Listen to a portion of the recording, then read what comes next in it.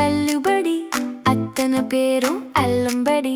6 முதல் 60% வரை ஆடி தள்ளுபடியுடன் super Saravana stores, Chennai, Madurai, Kovai.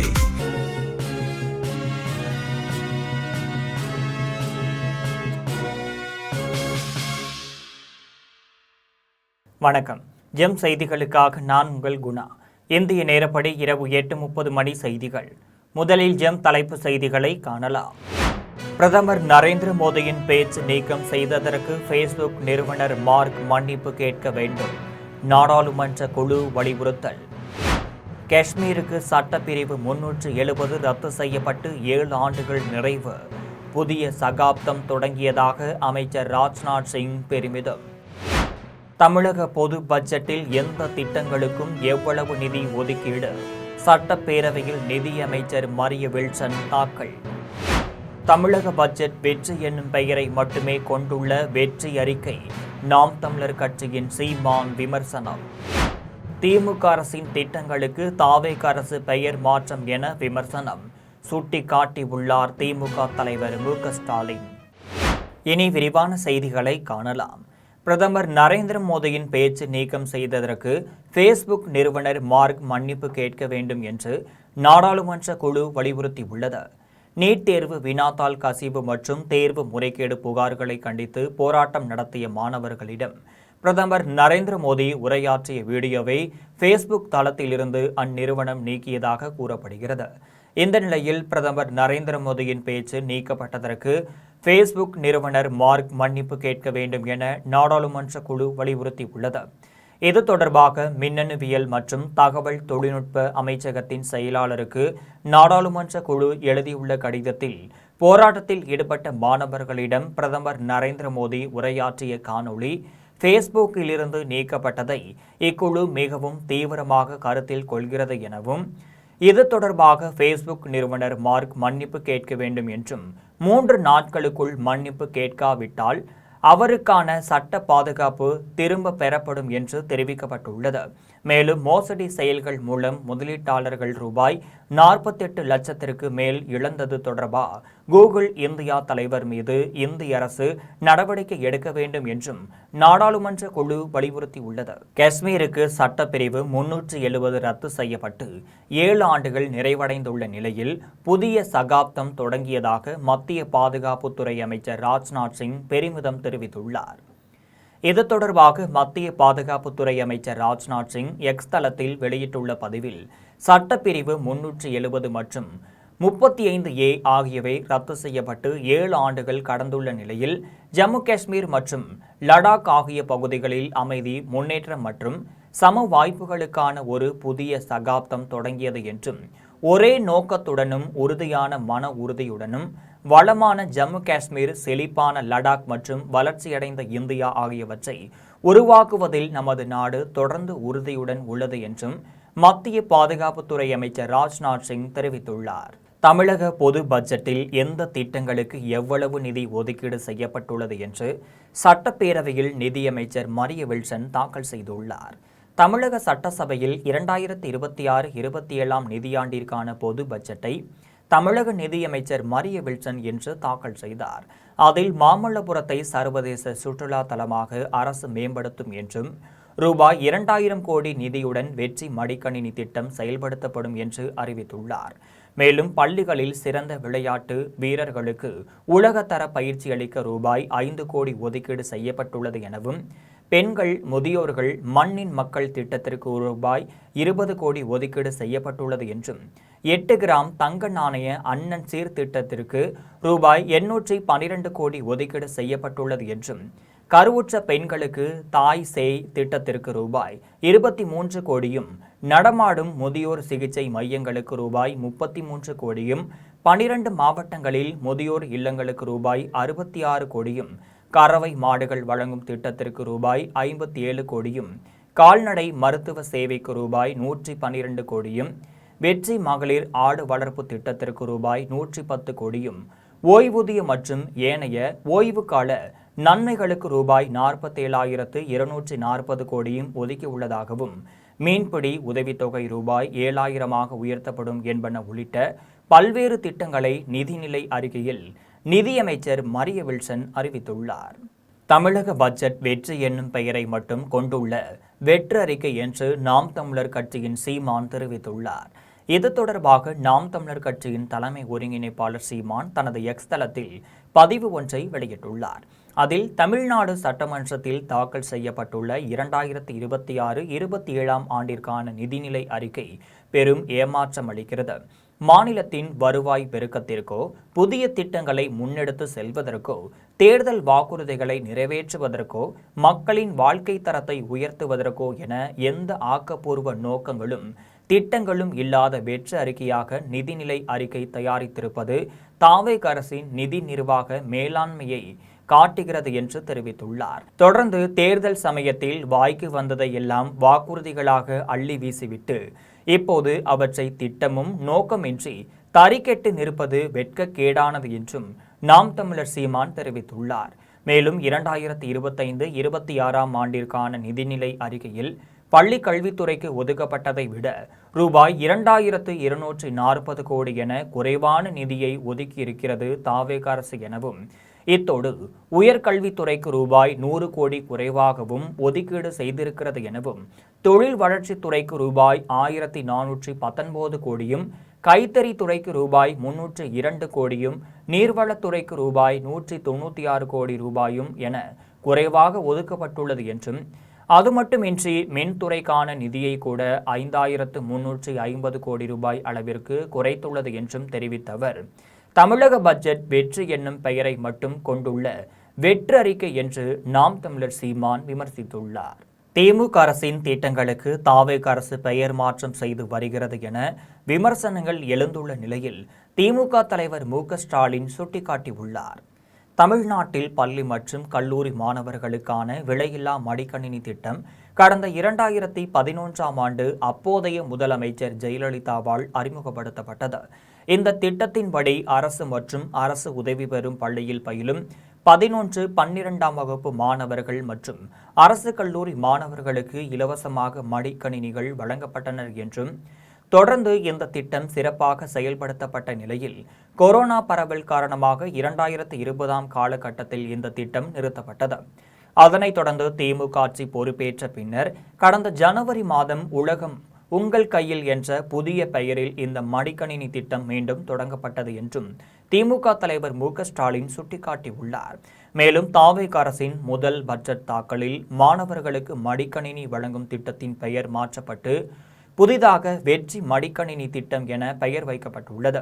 அதேபோல திமுக ஆட்சியில் தொடங்கப்பட்ட முதல்வர் படைப்பகம் திட்டத்தின் பெயர் டிஜிட்டல் நூலகம் என்று மாற்றப்பட்டுள்ளது. மேலும் தமிழ்நாடு அரசின் பல்வேறு திட்டங்களுக்கும் வெற்றி என தொடங்கும் வகையில் பெயர் சூட்டப்பட்டுள்ளது என்றும் திமுக தலைவர் மு.க. ஸ்டாலின் சுட்டிக்காட்டியுள்ளார்.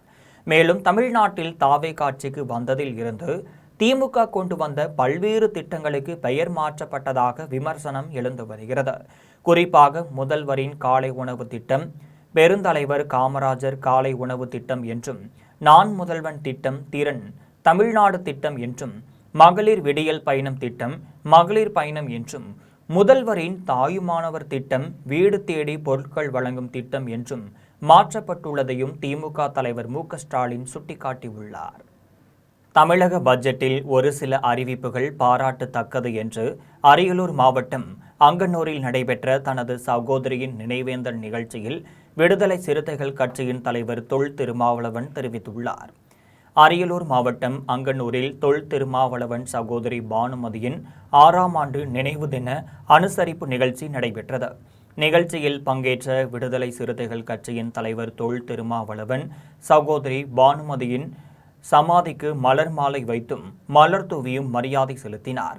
நிகழ்ச்சிக்கு பின்னர் தொல் திருமாவளவன் செய்தியாளர்களை சந்தித்து பேசினார். அப்போது தமிழக பட்ஜெட்டில் பள்ளி மாணவர்களுக்கு ஹெல்மெட் உள்ளிட்ட சாதனங்கள் வைக்கக்கூடிய சைக்கிள் வழங்குவது பாராட்டத்தக்கது என்றும், கலைஞர் கனவு திட்டம் என்கின்ற பெயரில் இயங்கி வந்த வெற்றி வீடு திட்டம் என பெயர் மாற்றம் செய்து அறிவிக்கப்பட்டு ரூபாய் 5 லட்சமாக உயர்த்தப்பட்டிருப்பது மகிழ்ச்சி அளிக்கிறது எனவும், சமூக நீதித்துறைக்கு கூடுதலாக நிதி ஒதுக்கி இருப்பது மகிழ்ச்சி அளிக்கிறது எனவும் விடுதலை சிறுத்தைகள் கட்சியின் சார்பில் எனது பாராட்டுகளையும் நன்றியையும் தெரிவித்துக் கொள்கின்றேன் என தொல் திருமாவளவன் தெரிவித்துள்ளார். பாராட்டத்தக்கவையாக இருக்கின்றன. பள்ளி மாணவர்களுக்கு ஹெல்மெட் மற்றும் இதர சாதனங்கள் வைக்கக்கூடிய அளவுக்கு வசதி உள்ள இருசக்கர வாகனம் வழங்குவதற்கு இந்த அரசு முன்வந்திருப்பது பாராட்டுதலுக்குரியது. தமிழக பட்ஜெட்டில் குறுந்தொழில் வளர்ச்சிக்கான முக்கிய அறிவிப்புகள் இல்லை என்று கோவையில் தொழில்துறையினர் கூட்டமைப்பின் ஒருங்கிணைப்பாளர் ஜேம்ஸ் தெரிவித்துள்ளார். கோவையில் தொழில்துறையினர் கூட்டமைப்பின் ஒருங்கிணைப்பாளர் ஜேம்ஸ் செய்தியாளர்களை சந்தித்து பேசினார். அப்போது தமிழக அரசின் 2026-27 ஆண்டுக்கான நிதிநிலை அறிக்கையில் குறு சிறு மற்றும் நடுத்தர தொழில் நிறுவனங்கள் துறைக்கு ரூபாய் 2145 கோடி ஒதுக்கீடு செய்யப்பட்டிருப்பதை வரவேற்கிறோம் என்றும், சில அறிவிப்புகள் வரவேற்கத்தக்கதாக இருந்தாலும் குறுந்தொழில் வளர்ச்சிக்காக தொழில்துறையினர் எதிர்பார்த்த முக்கிய அறிவிப்புகள் இடம்பெறாதது ஏமாற்றம் அளிக்கிறது என ஒருங்கிணைப்பாளர் ஜேம்ஸ் தெரிவித்துள்ளார். நாங்கள் எதிர்பார்த்த அந்த பட்ஜெட்டில் வரவில்லை என்பது எங்களுக்கு வேதனை இருக்கிறது. குறிப்பாக எங்களுக்கு 2142 கோடி ரூபாய் MSME ஒதுக்கீடு வரவேற்கிறோம். மின்சார வாரியத்தில் பல மாற்றங்கள் உருவாக்க நிதி ஒதுக்கீடு செய்து ஒரு புதிய மாற்றத்துக்கான வழி எடுத்திருக்கிற அரசுக்கும் நாங்கள் வரவேற்கிறோம். நாங்கள் எதிர்பார்த்து கொண்டிருந்த எங்களுடைய நிலைக்கட்டணம் திரும்ப பெற வேண்டும் எதிர்பார்ப்பு என்பது அறிவிப்பில்லை. அது செய்ய வேண்டும் என்று மீண்டும் தமிழக அரசு நாங்கள் கேட்டுக்கொள்கிறோம். அதே போல குறுந்தொழில் பேட்டைகள் கோவையில் அறிவித்து அதுக்கான நிதி ஒதுக்கீடு செய்ய வேண்டிய எதிர்பார்ப்பு எங்களுக்கு இருக்கிறது. அதையும் செய்ய வேண்டும் என்ற எதிர்பார்ப்பும் இருக்கிறது. எங்களுக்கு பிரதான கோரிக்கைகள் எங்களுக்கு இந்த 2 கோரிக்கைகளும் மூலப்பொருள் வங்கி உருவாக்க வேண்டும் என்ற முக்கிய கோரிக்கையும் அரசு இந்த பட்ஜெட் கூட்டத்தில். ஸ்ரீபெரும்புதூர் அடுத்த பன்ருட்டி ஊராட்சியில் சுகாதாரமான குடிநீர் வழங்க காஞ்சிபுரம் மாவட்ட ஆட்சியர், ஸ்ரீபெரும்புதூர் வட்டார வளர்ச்சி அலுவலர்கள் நடவடிக்கை எடுக்க வேண்டும் என அப்பகுதியில் வசிக்கும் மக்கள் கோரிக்கை விடுத்தனர்.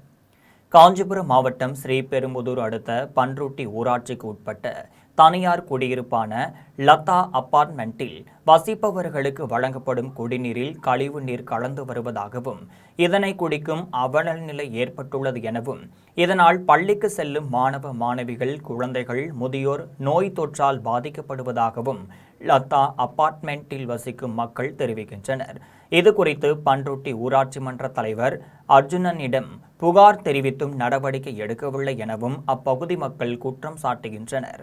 மேலும் லதா அபார்ட்மெண்ட்டில் வசிக்கும் மக்களுக்கு சுகாதாரமான குடிநீர் வழங்க காஞ்சிபுரம் மாவட்ட ஆட்சியர் மற்றும் ஸ்ரீபெரும்புதூர் வட்டார வளர்ச்சி அலுவலர், அரசு அதிகாரிகள் உடனடியாக நடவடிக்கை எடுக்க வேண்டும் என கோரிக்கை விடுத்தனர். நடவடிக்கை எடுக்காவிட்டால் 100க்கும் மேற்பட்ட பெண்கள் சாலை மறியலில் ஈடுபடுவோம் என எச்சரித்தனர். பொள்ளாச்சியில் மண்மர மக்கள் இயக்கத்தை நகராட்சி ஆணையாளர் நித்யா துவங்கி வைத்தார். பொள்ளாச்சியில் ஈமச்சங்கு அறக்கட்டளை, மண்மரம் மக்கள் இயக்கம், எலைட் அரிமா சங்கம் ஆகியவை சார்பில் சேவை திட்ட துவக்க விழா பொள்ளாச்சியில் உள்ள தனியார் திருமண மண்டபத்தில் நடைபெற்றது. விழாவில் பங்கேற்றவர்களை மண் மரம் மக்கள் இயக்கத்தின் நிறுவனர் மணிரத்தினம் வரவேற்றார்.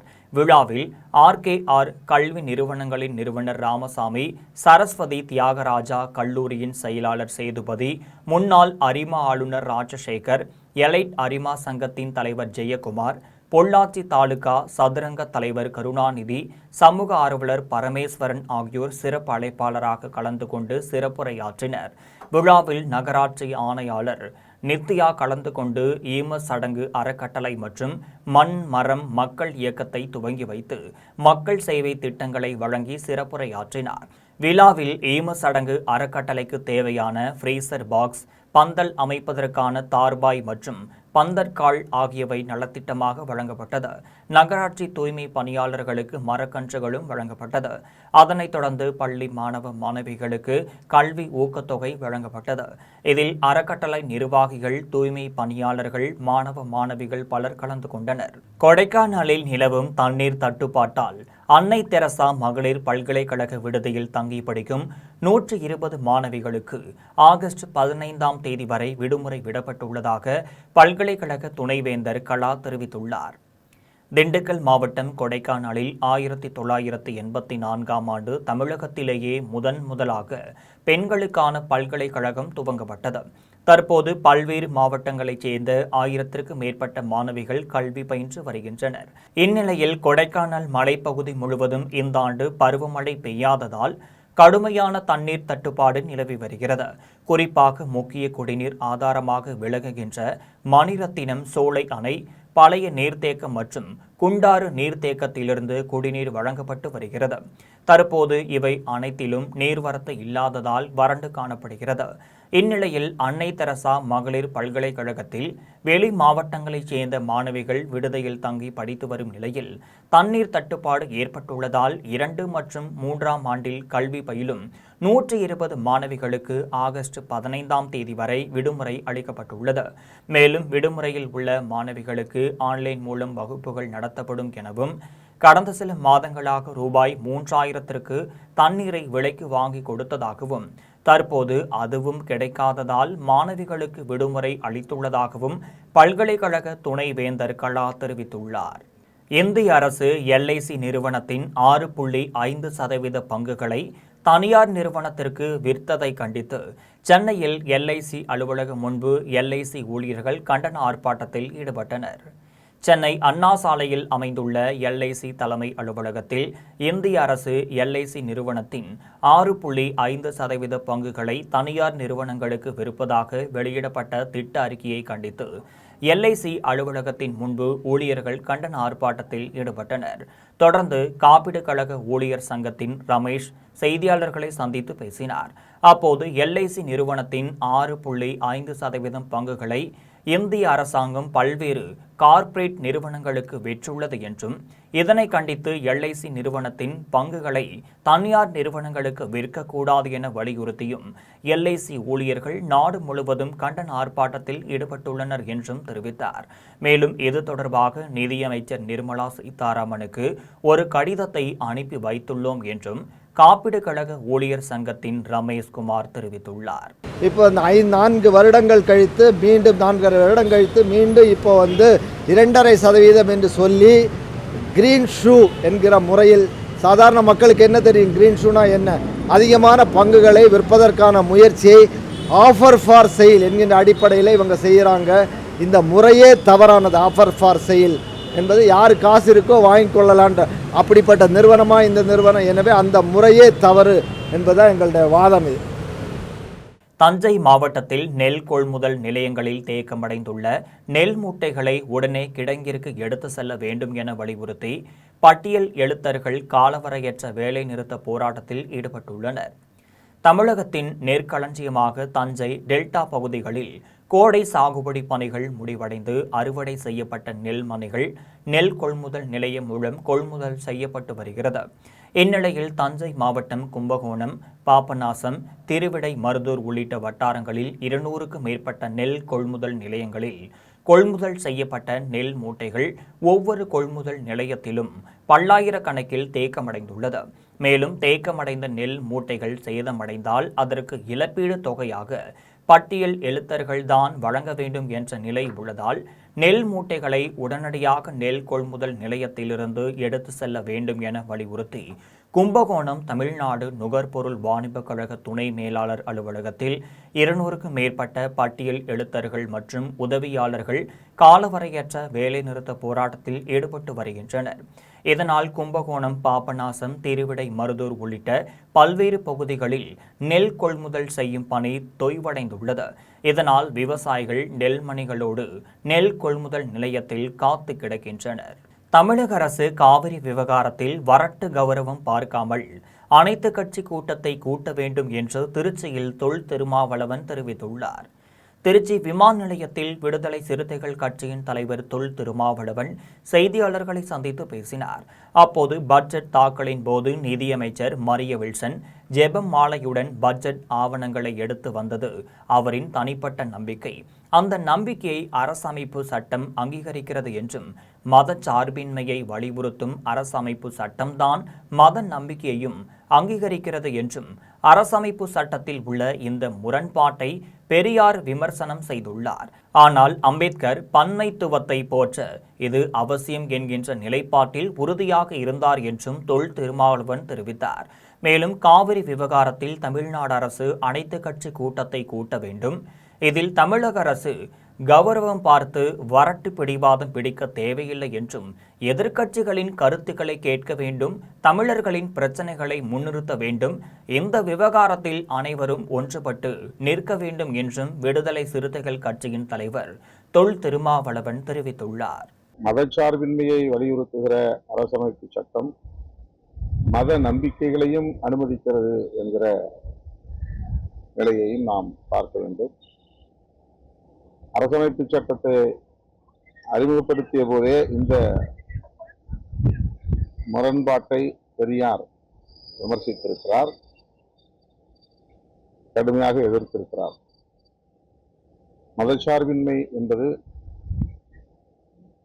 மத நம்பிக்கைகளை ஆதரிக்கக்கூடியதாக இருக்கக்கூடாது என்ற கருத்தை அவர் ஏற்கனவே முன்வைத்திருக்கிறார். ஆனால் புரட்சியாளர் அம்பேத்கர் அவர்கள் தன்னை ஒருமையில் பேசிய ஒப்பந்தக்காரர் மீது நடவடிக்கை எடுக்க வேண்டும் என புகார் கொடுத்தும் மாநகராட்சி நடவடிக்கை எடுக்காததை கண்டித்து இன்று நடைபெற்ற நாகர்கோவில் மாநகராட்சி மன்ற கூட்டத்தில் பெண் கவுன்சிலர் அருள் சபிதா தர்ணா போராட்டத்தில் ஈடுபட்டதால் பரபரப்பு ஏற்பட்டது. கன்னியாகுமரி மாவட்டம் நாகர்கோவில் மாநகராட்சி 3வது வார்டு கவுன்சிலராக காங்கிரஸ் கட்சியைச் சேர்ந்த அருள் சபிதா பணியாற்றி வருகிறார். அவரது வார்டு எல்லைக்குட்பட்ட பகுதிகளில் கடந்த 6 மாதங்களுக்கு முன்பு மாநகராட்சி சார்பில் நடைபெற்ற பணிகளை ஆய்வு செய்தபோது அருள் சபிதா மற்றும் ஒப்பந்ததாரருக்கும் வாக்குவாதம் ஏற்பட்டதில் பெண் கவுன்சிலர் என்று பாராமல் ஒருமையில் பேசி கொலை மிரட்டல் விடுத்ததாக தெரிய வருகிறது. இதனைத் தொடர்ந்து கவுன்சிலர் அருள் சபிதா மாநகராட்சி மேயர் மற்றும் மாநகராட்சி ஆணையரிடம் ஒப்பந்ததாரர் மீது நடவடிக்கை எடுக்க கோரி புகார் மனு அளித்திருந்தார். இந்த நிலையில் 6 மாதங்களாகியும் இதுவரை நடவடிக்கை எடுக்காததை தொடர்ந்து இன்று நடைபெற்ற மாநகராட்சி கூட்டத்தொடரில் ஒப்பந்ததாரர் பிடியில் மாநகராட்சி ஆணையர் இருக்கிறார் என்பதால்தான் ஒப்பந்ததாரர் மீது உரிய நடவடிக்கை எடுக்கப்படவில்லை என வாக்குவாதத்தில் ஈடுபட்டதோடு திடீரென தர்ணா போராட்டத்தில் ஈடுபட்டார். மாநகராட்சி கூட்டத்தொடரில் திடீர் தர்ணா போராட்டத்தில் ஈடுபட்ட பெண் கவுன்சிலரால் அப்பகுதியில் சிறிது நேரம் பரபரப்பு ஏற்பட்டது. ஆரணி அருகே டாஸ்மார்க் மதுபான கடையில் நிர்ணயிக்கப்பட்ட விலையை விட மது பாட்டிலுக்கு கூடுதலாக 10 ரூபாய் வசூலித்ததால் மது பிரியர்களிடையே அச்சத்தை ஏற்படுத்தியுள்ளது. திருவண்ணாமலை மாவட்டம் ஆரணி அடுத்த ஆதனூர் கிராமத்தில் உள்ள டாஸ்மார்க் மதுபான கடையில் விற்பனையாளராக மார்கபந்துவும் உதவியாளராக அருணாச்சலமும் பணியாற்றி வருகின்றனர். இந்நிலையில் டாஸ்மார்க் மதுபான கடையில் மது பிரியர்கள் மது பாட்டில்களை வாங்கிய போது பாட்டிலுக்கு 10 ரூபாய் கூடுதலாக கட்டாயப்படுத்தி வசூலித்த நிலையில் மது பாட்டிலுக்கு ஏன் கூடுதலாக 10 ரூபாய் வசூலிக்கிறீர்கள் என கேட்டு மது பிரியர்கள் ரகளையில் ஈடுபட்டனர். அப்போது அப்படித்தான் கூடுதலாக வசூலிப்போம், உங்களால் முடிந்ததை பார்த்து கொள்ளுங்கள் என்று ஆணவமாகவும் அராஜகமாகவும் மது விற்பனையாளர்கள் மார்கபந்து பேசியது மது பிரியர்களிடையே அதிர்ச்சியை ஏற்படுத்தியுள்ளது. தாவேக அரசு டாஸ்மார்க் கடையில் கூடுதலாக பணம் வாங்கக்கூடாது என அறிக்கை விடுத்தும் டாஸ்மார்க் கடை ஊழியர்கள் கூடுதலாக பணம் வசூலிக்கப்படும் சம்பவம் மது பிரியர்களிடையே அதிர்ச்சியை ஏற்படுத்தியுள்ளது. ஸ்ரீபெரும்புதூர் அடுத்த செங்காடு ஊராட்சி மன்றத்தின் 5வது வார்டு உறுப்பினர் கோமதி ராஜசேகரின் பிறந்தநாள் விழாவில் MKR என்டர்பிரைசஸ் ஊழியர்கள் மற்றும் செங்காடு ஊராட்சி மக்கள் பங்கேற்று ராஜசேகருக்கு கேக் வெட்டி வாழ்த்துக்கள் தெரிவித்தனர். காஞ்சிபுரம் மாவட்டம் ஸ்ரீபெரும்புதூர் அடுத்த செங்காடு ஊராட்சி மன்றத்தின் 5வது வார்டு உறுப்பினரும் MKR என்டர்பிரைசஸ் உரிமையாளருமான கோமதி ராஜசேகரின் பிறந்தநாள் விழா இன்று கொண்டாடப்பட்டது. விழாவில் ராஜசேகரின் மனைவி கோமதி, MKR என்டர்பிரைசஸ் ஊழியர்கள் மற்றும் செங்காடு ஊராட்சி மக்கள் கலந்து கொண்டு கோமதி ராஜசேகருக்கு கேக் வெட்டி மலர் மாலை மற்றும் சால்வை அணிவித்து பிறந்தநாள் வாழ்த்துக்களை தெரிவித்தனர். விழாவில் MKR என்டர்பிரைசஸ் உரிமையாளர் ராஜசேகர் பேசும்போது, எனது ஊழியர்களும் செங்காடு ஊராட்சி பொதுமக்களும் நன்றாக வாழ வேண்டும் என்றும் அவர்களது குடும்பத்தில் ஏதாவது பிரச்சனை என்றால் அவர்களது குடும்பத்தில் ஒருவனாக நின்று பிரச்சனையை தீர்த்து வைப்பேன் என்று தெரிவித்தார். விழாவில் செங்காடு பொதுமக்கள் பேசினர். அப்போது வருடந்தோறும் பொங்கல் பண்டிகைக்கு MKR என்டர்பிரைசஸ் உரிமையாளர் ராஜசேகர் இலவச வேட்டி சேலை, கரும்புகள் உள்ளிட்ட நலத்திட்ட உதவிகள் வழங்கியவர் என்றும், ஊட்டி கொடைக்கானலுக்கு செங்காடு மக்களை சுற்றுலாவிற்கு அழைத்து சென்று உற்சாகப்படுத்தியவர் என்றும் தெரிவித்த செங்காடு மக்கள் ஊராட்சி மன்ற உறுப்பினர் கோமதி ராஜசேகர் பல்லாண்டு வாழ வேண்டும் என வாழ்த்தினர். விழாவில் MKR என்டர்பிரைசஸ் ஊழியர்கள், செங்காடு மக்கள் உள்ளிட்ட பலர் கலந்து கொண்டனர். நீண்ட காலமாக நிரப்பப்படாமல் உள்ள 2 லட்சம் காலி பணியிடங்களை உடனே நிரப்பிட வேண்டும் என திருச்சியில் நடைபெற்ற MRMU கோட்ட செயற்குழு கூட்டத்தில் தீர்மானம் நிறைவேற்றப்பட்டது. திருச்சியில் MRMU கோட்ட செயற்குழு கூட்டம் நடைபெற்றது. கோட்ட தலைவர் ஜெயக்குமார் தலைமை தாங்கினார். கிளை செயலாளர் கோவிந்தராஜன் அனைவரையும் வரவேற்றார். கோட்ட செயலாளர் வீரசேகரன் முன்னிலை வகித்தார். கூட்டத்தில் கிரண்குமார், வெங்கடேஷ்குமார், வேலு, செல்வகுமார், வாசுகுமார், நரேஷ்குமார், கணேஷ்குமார், பிரசன்னா, மணிகண்டன், தயாநிதி, பிரபாகர், சுதாகர் ஆகியோர் கலந்து கொண்டு உரையாற்றினர். கூட்டத்தில் 8வது ஊதிய குழு அறிக்கையை உடனே வெளியிட வேண்டும், 2026ஆம் ஆண்டு ஜனவரி 1ஆம் தேதி முதல் இடைக்கால நிவாரணம் வழங்க வேண்டும், நீண்ட காலமாக நிரப்பப்படாமல் உள்ள 2 லட்சம் காலி பணியிடங்களை உடனே நிரப்பிட வேண்டும், ஆட்குறைப்பு, தனியார் மையம் ஆகியவற்றை கைவிட வேண்டும், CRC பதவி மறுசீரமைப்பை அனைத்து கேட்டகரிகளுக்கும் 2023ஆம் ஆண்டு முதல் வழங்க வேண்டும் என்பன உள்ளிட்ட பல்வேறு தீர்மானங்கள் நிறைவேற்றப்பட்டது. கூட்டத்தில் திருச்சி கோட்டத்திலிருந்து 300க்கும் மேற்பட்ட நிர்வாகிகள் கலந்து கொண்டனர். கூட்டத்தின் இறுதியில் கிரண்குமார் நன்றி தெரிவித்தார். இன்று வரை இந்த ஒன்றிய அரசும் ரயில்வே நிர்வாகமும் ஆயத்தத்திற்கு அதற்கு ஏதுவாக எந்த பிரச்சனையிலும் எடுக்காமல் இருப்பதனை இந்த சிறப்பு DEC கூட்டம் கண்டிக்கிறது. ஆகவே உடனடியாக 8வது சம்பள கமிஷனை அறிவிக்க கோரியும், அதே போல அந்த அறிவிக்கும் வரை நம்மளுடைய ரயில்வே தொழிலாளர்களுக்கு, அனைத்து ரயில்வே தொழிலாளர்களுக்கும் பாகுபாடின்றி 1/1/2026 முதல் இடைக்கால நிவாரணம் வழங்குவதோடு அந்த விடுபட்ட மாதங்களுக்கு அரியர்ஸாக ஊரக வளர்ச்சி துறையில் காலியாக உள்ள பணியிடங்களை உடனே நிரப்பிட வேண்டும் என்பன உள்ளிட்ட 21 அம்ச கோரிக்கைகளை வலியுறுத்தி மதுரையில் தமிழ்நாடு ஊரக வளர்ச்சித்துறை அலுவலர்கள் சங்கத்தினர் ஆர்ப்பாட்டத்தில் ஈடுபட்டனர்.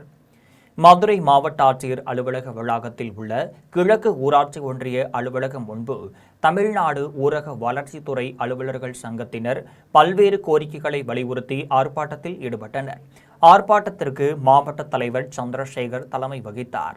வட்டார கிளை தலைவர் குமார் முன்னிலை வகித்தார். மாவட்ட பொருளாளர் அமுத அரசன் கோரிக்கை விளக்க உரை ஆற்றினார். ஆர்ப்பாட்டத்தில் காலி பணியிடங்களை நிரப்பிட வேண்டும், ஊதிய முரண்பாடுகளை களைய வேண்டும், பதவி உயர்வு, பணி பாதுகாப்பு வழங்க வேண்டும், ஓய்வூதிய திட்டம் மேம்பாடு உள்ளிட்ட 21 அம்ச கோரிக்கைகளை உடனடியாக நிறைவேற்ற வேண்டும் என வலியுறுத்தினர். கோரிக்கைகள் நிறைவேறும் வரை போராட்டங்கள் தொடரும் என்றும் சங்க நிர்வாகிகள் தெரிவித்தனர். ஆர்ப்பாட்டத்தின் நிறைவில் மாவட்ட துணை செயலாளர் அருண் நன்றி தெரிவித்தார். வேதாரண்யம் அடுத்த காடேந்தியில் குடிநீர், மின்விளக்கு உள்ளிட்ட அடிப்படை வசதிகளை செய்து தர வேண்டும் என வலியுறுத்தி மார்க்சிஸ்ட் கம்யூனிஸ்ட் கட்சியினர் சாலை மறியல் போராட்டத்தில் ஈடுபட்டனர். நாகப்பட்டினம் மாவட்டம் வேதாரண்யம் அடுத்த ஆடைந்தேத்தி பேருந்து நிலையம் அருகில் மார்க்சிஸ்ட் கம்யூனிஸ்ட் கட்சியினர் பல்வேறு கோரிக்கைகளை நிறைவேற்ற வேண்டும் என வலியுறுத்தி சாலை மறியல் போராட்டத்தில் ஈடுபட்டனர். போராட்டத்திற்கு ஒன்றிய செயலாளர் தங்கதுரை, கிளை செயலாளர் கதிர்வேல் ஆகியோர் தலைமை தாங்கினர். போராட்டத்தில் குடிநீர், மின்விளக்கு உள்ளிட்ட பல்வேறு வசதிகளை செய்து தர வேண்டும் என வலியுறுத்தினர். சாலை மறியலில் ஈடுபட்டவர்களிடம் தலைஞாயிறு வட்டார வளர்ச்சி அலுவலர் மற்றும் வருவாய் ஆய்வாளர் ஆகியோர் பேச்சுவார்த்தை நடத்தினர். அப்போது ஒரு வாரத்தில் கோரிக்கைகளை நிறைவேற்றுவதாக உறுதியளித்ததின் அடிப்படையில் சாலை மறியல் கைவிடப்பட்டது. இதில் மாவட்ட செயலாளர் மாரிமுத்து, வேதாரண்யம் வடக்கு ஒன்றிய செயலாளர் ராஜா, மாவட்ட குழு உறுப்பினர் வேணு, தலைஞாயிறு ஒன்றிய செயலாளர் ராஜகுரு, மாவட்ட குழு உறுப்பினர் சசிரேகா உள்ளிட்ட 100க்கு மேற்பட்டோர் கலந்து கொண்டனர். வேதாரண்யம் அருகே ஆயக்காரன் புலத்தில் அமைந்துள்ள மலை மாரியம்மன் திருக்கோவிலில் ஆடித்திருவிழா சிறப்பாக நடைபெற்றது. நாகை மாவட்டம் வேதாரண்யம் அடுத்த ஆயக்காரன் புலம் 1ஆம் சேத்தி பகுதியில் அமைந்துள்ள மலை மாரியம்மன் திருக்கோவிலில் ஆடித் திருவிழா ஒரு வார காலமாக சிறப்பாக நடைபெற்று வருகிறது. அதனைத் தொடர்ந்து தினம்தோறும் பல்வேறு வாகனங்களில் அம்மன் வீதி உலா நிகழ்ச்சி நடைபெற்றது. முக்கிய நிகழ்ச்சியான குதிரை வாகனத்தில் அம்மன் எழுந்தருளிய போது மஞ்சள் நீராட்டு விழா நடைபெற்றது. விழாவில் சுற்றுவட்டார பகுதியைச் சேர்ந்த திரளான பக்தர்கள் கலந்து கொண்டு அம்மனை தரிசனம் செய்தனர். அதன் பின்னர் பக்தர்களுக்கு அன்னதானம் வழங்கப்பட்டது. மீண்டும் ஜெம் தலைப்பு செய்திகள். பிரதமர் நரேந்திர மோடியின் பேச்சு நீக்கம் செய்ததற்கு ஃபேஸ்புக் நிறுவனர் மார்க் மன்னிப்பு கேட்க வேண்டும். நாடாளுமன்ற குழு வலியுறுத்தல். காஷ்மீருக்கு சட்டப்பிரிவு 370 ரத்து செய்யப்பட்டு 7 ஆண்டுகள் நிறைவு. புதிய சகாப்தம் தொடங்கியதாக அமைச்சர் ராஜ்நாத் சிங் பெருமிதம். தமிழக பொது பட்ஜெட்டில் எந்த திட்டங்களுக்கும் எவ்வளவு நிதி ஒதுக்கீடு?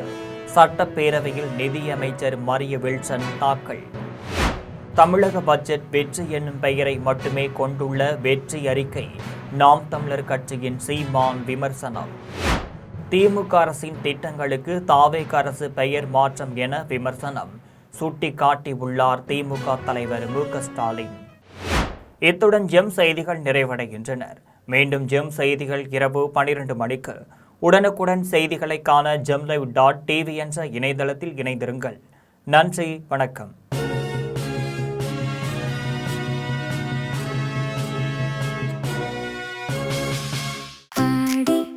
தள்ளுபடி அத்தனை பேரும் அல்லும்படி 6 முதல் 60% வரை ஆடித் தள்ளுபடியுடன் சூப்பர் சரவணா ஸ்டோர்ஸ், சென்னை, மதுரை, கோவை.